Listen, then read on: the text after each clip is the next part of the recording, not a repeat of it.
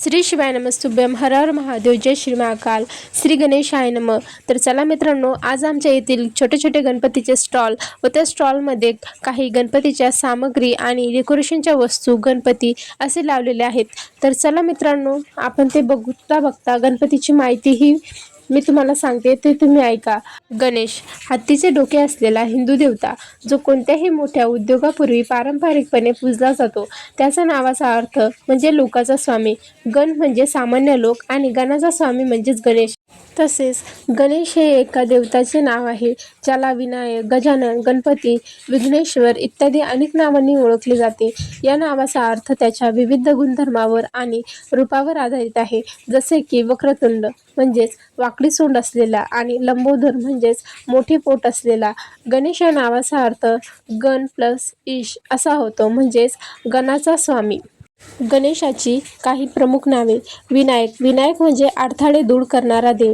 गजानन म्हणजे ज्याचे मुख हत्तीसारखे आहे. गणपती म्हणजेच गणाचा स्वामी. लंबोदर म्हणजे ज्याचे पोट मोठे आहे असा. वक्रतुंड म्हणजे ज्याचे सोंड वक्र आहे असा. एकदंत म्हणजे त्याला एकच दात आहे. विघ्नेश्वर म्हणजे विघ्नांचा स्वामी, म्हणजेच अडथळे दूर करणारा. तर चला गणपतीची स्थापना कशी करतात बघूया. पूर्व किंवा पश्चिम दिशेला गणपतीची मूर्ती ठेवावी. याने काय होईल, घरातील नकारात्मक ऊर्जापासून बचाव होईल. स्थापना होण्याच्या आधी ती जागा स्वच्छ करा. एक पाट ठेवा, त्यावर लाल कलरचा कपडा अंथरा. त्यावर स्वास्तिक नाही तर चौरस काढा. त्यावर हळद किंवा कुंकू वाहा.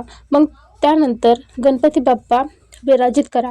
बाप्पांना जाणीव घाला, फुलांचा हार घाला.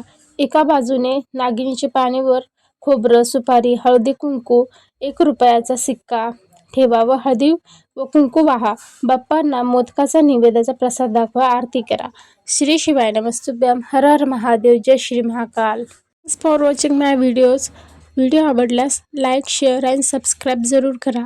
Thank you so much.